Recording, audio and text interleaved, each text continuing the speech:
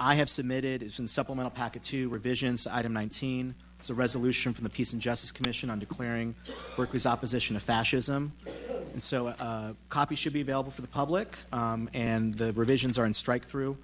And basically, the main revision to the recommendation is says the City of Berkeley opposes fascism, white supremacy, anti-Semitism, and any of the individuals or organizations committing violent acts on people in Berkeley or anywhere else. It's striking certain words because violent acts have been committed by not just neo-Nazis, but by other individuals in the City of Berkeley as well. Should I start now? Yes. Well, first of all, I think it's totally outrageous that you just edited this piece in number 19 right before this. You didn't even tell the Peace and Justice Commission that you were going to do that. I don't know if that's in your procedures or what that is to be able to do that, but that it's really outrageous, and you basically gutted the heart of the resolution out of it, which was actually to condemn fascism. And what you did is you made it into a resolution that's condemning both sides. What does that sound like? It sounds like what Trump did after Charlottesville, right? Good people on both sides, bad people on both sides. Come on, man. This is outrageous. Are both sides targeting? We have Reiko from Revolution Books. Are they banging on the glass of Revolution Books? No. Alt-right neo-Nazi fascists are doing that. Who's in power right now threatening the world with nuclear weapons? Who's taking away women's reproductive rights? Who's taking away LGBT people's civil liberties? Who's basically creating a genocide in Puerto Rico as we speak? It's not both sides. It's the fascists. Take a stand and condemn fascism. Pass the original resolution. The original resolution should be passed. Thank you very much. I'm Raphael from Refuse Fascism.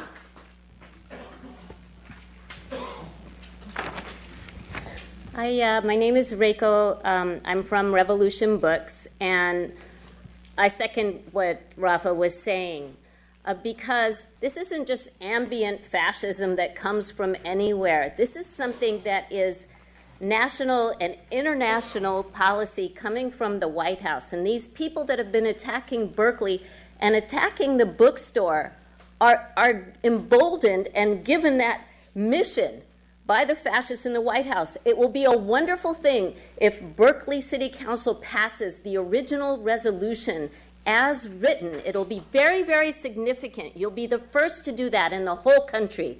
Is Berkeley, the city that I love, the city I grew up in, the city I went to my first demonstration at age 8 in, going to stand on the side of humanity against the fascists in the White House, against the fascists being speakers at the university whenever they damn well please, and against the fascists who are daring to come to our bookstore, bang on our walls, call us commies, and say they're going to wipe us out. If you're for artists and intellectuals in Berkeley, pass this resolution. If you're for humanity, pass the original resolution as written. Thank you for your comments. Hi, Russell Bates here. That amendment really sucks. It's like decaf coffee or taking a shower with your socks on. It just doesn't make any sense. I'm opposed to fascism myself. I have an anti-fascist action tattoo. This liberal one that you watered down even more, I agree with opposition to fascism,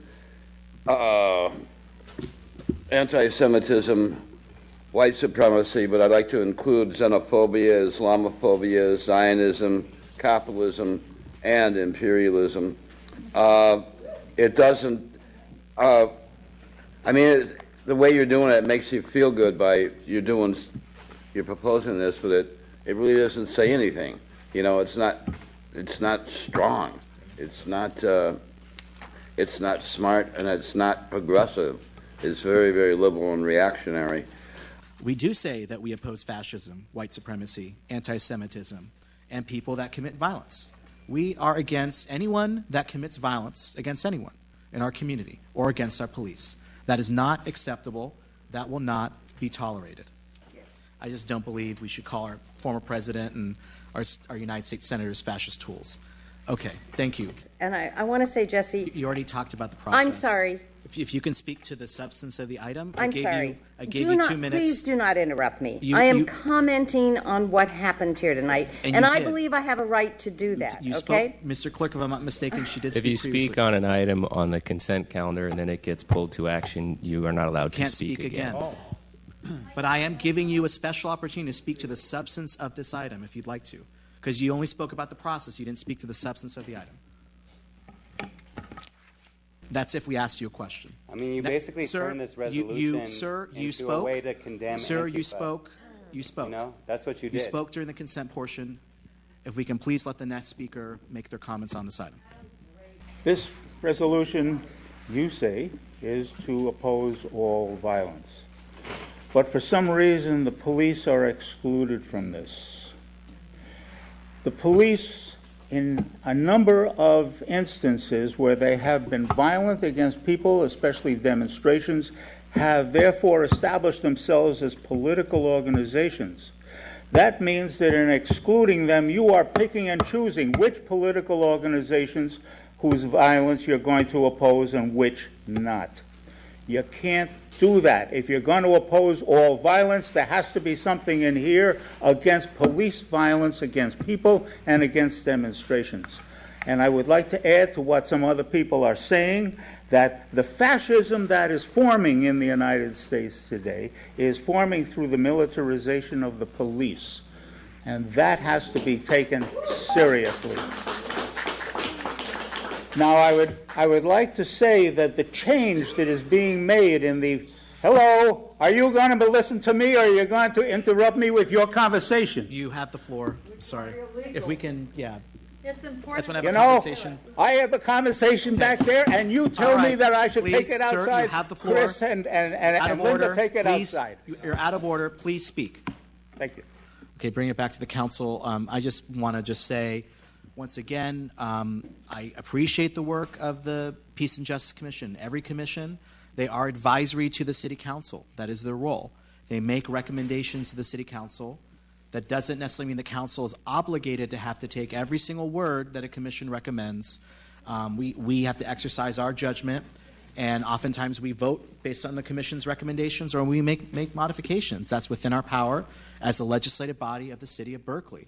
And so I feel that some amendments are appropriate to this resolution, and if there's anyone in the city of Berkeley or any particular group that's been most significantly impacted by the presence of violent extremist groups on the right, it's been our police. They have been on the front lines keeping people safe. So I think it's important to keep that in mind. And certainly this council and the city management has been working very, very hard to manage a very dangerous, complex situation, to keep the peace, and to make a strong statement that we're against hate. So I think saying that we're against fascism and white supremacy and anti-Semitism, which is what we'd be doing if we pass this item as amended, is an appropriate statement for us to make consistent with our values as a community. Councilmember Worthington. And then to change the Trump-Pence regime to the current administration, you know, I don't really care whether you call it the Trump-Pence regime or call it the current administration. I could understand somebody in the position of mayor would want to be polite and call it the current administration rather than a regime. But once again, that wording doesn't change the intensity of saying we're against fascism, we're against all of this other right-wing junk. So to attack him as if he somehow gutted it and watered it down is just ridiculous. And Sir, you're out of order. You're out of order, sir. You're out of order. Please. The language of the resolution in front of us is very explicit. And it specifically says opposing fascism, white supremacy, anti-Semitism. It's, you know, it repeatedly says that, and in the resolution it's very explicit too. So it just seems to me that maybe people enjoy attacking the mayor, but I think it's a misplaced understanding, and I think it's really intellectually not very strong to think that taking this one sentence out significantly undermines the message. I think the message is repeated multiple times, and that one sentence is not a major component. Fantastic. Because you'd be in jail. You better believe it. subscribe to Very fake news.